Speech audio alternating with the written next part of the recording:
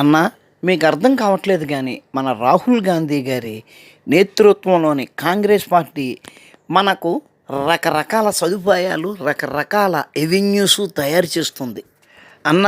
మనలో బ్రాహ్మణులు ఉన్నారు, క్షత్రియులు ఉన్నారు, వైశ్యులు ఉన్నారు, కమ్మవారు ఉన్నారు, రెడ్డి గారు ఉన్నారు, చౌదరులు ఉన్నారు, మా దొరలు ఉన్నారు. వీళ్ళందరికీ ఏ రోజైనా బీసీ రిజర్వేషన్ వస్తుందని మనం అనుకున్నామా? లేదు కదా. 75 ఏళ్ల స్వతంత్ర భారతంలో అటువంటి అవకాశం ఏ ఒక్క బ్రాహ్మణుడికి వైశ్యుడికి దక్కలేదు కదా. కానీ ఈ రోజున ఆ అవకాశాన్ని మన రాహుల్ గాంధీ నేతృత్వంలోని కాంగ్రెస్ పార్టీ కలగజేస్తుంది. ఇది మనకు చాలా ఆనందకరం. నేను చెప్పేది అబద్ధమో ఎటకారమో అని మీరు అనుకుంటే నేనేం చేయలేను.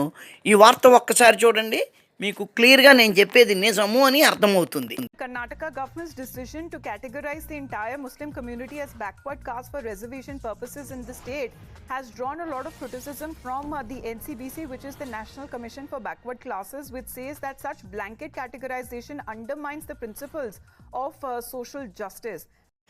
అది అర్థమవుతుంది కదా. మీకేం అర్థం కావట్లేదా? ముస్లింలు అందరికీ బీసీ రిజర్వేషన్ వర్తించేలా చేశారు. దీనిని బీజేపీ, ఆర్ఎస్ఎస్ అల్లరి చేసి అడ్డుపట్టడానికి ప్రయత్నిస్తున్నాయి.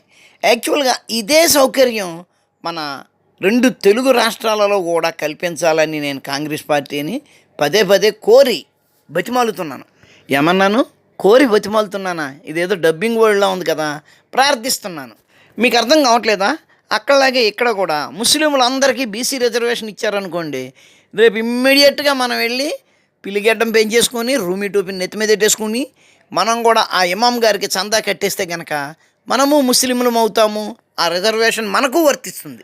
ఓ బ్రాహ్మణులారా, ఓ వైశ్యులారా, మీకు కాంగ్రెస్ పార్టీ ఏమీ చేయలేదు అని ఎప్పుడు గగ్గోలు పెడుతుంటారు కదా.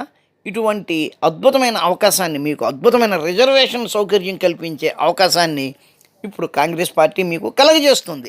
కాబట్టి హిందువులందరూ కూడా, అగ్రవర్ణాలకు చెందిన హిందువులందరూ కూడా కాంగ్రెస్ మీద ద్వేషభావాన్ని విడనాడి అందరూ వెంటనే ఆ పార్టీని గెలిపించి వెంటనే ఆ తరువాత మీకు దగ్గరలో ఉన్న మసీదుకు వెళ్ళి అక్కడ చందా కట్టి మతం మారినట్టుగా సర్టిఫికేట్ తీసుకుని అక్కడి నుంచి ఎంఆర్ఓ ఆఫీస్కో కలెక్టర్ ఆఫీస్కో వెళ్ళి మీ రిజర్వేషన్ను ఖాయపరుచుకోండి. మీరు అట్లా మతం మారడం వలన మీకు ఆ రిజర్వేషన్లే కాదు ఇంకా చాలా సదుపాయాలు లభిస్తాయి.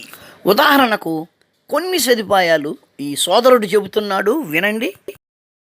मुसलमानों को किसी रिजर्वेशन की जरूरत नहीं, मुसलमान को किसी खर्च की जरूरत नहीं.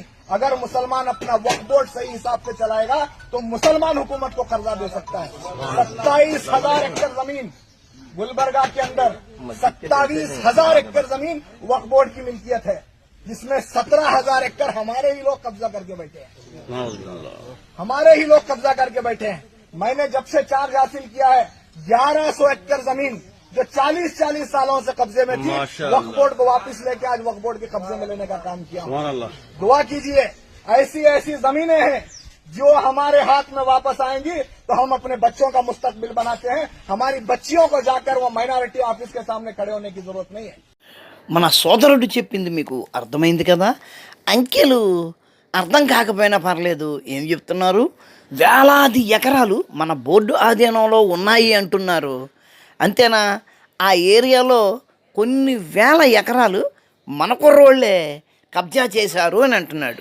ఏదో కాంగ్రెస్ పార్టీ మన మీద అభిమానంతో మనకి ఇలాగ రిజర్వేషన్లు ఇవ్వడానికి ముందుకు వచ్చింది, కానీ అంత అవసరం కూడా లేదు. మనం ఆ మతంలోకి వెడితే బోల్డు కబ్జా భూములు ఉన్నాయి, వాటిని మనం వాడుకొని బోల్డు డబ్బు సంపాదించుకొని జీవనం కొనసాగించవచ్చు కదా. కాబట్టి సోదరులారా, మంచి సమయము తరుణము మించిన మరల దొరకదు. కాంగ్రెస్కి ఓటేయండి, మతం మారండి, రిజర్వేషన్ను అట్లాగే అనేక భూములను సొంతం చేసుకోండి. ఓకేనా? నేను అదే పనిలో ఉన్నాను మరి.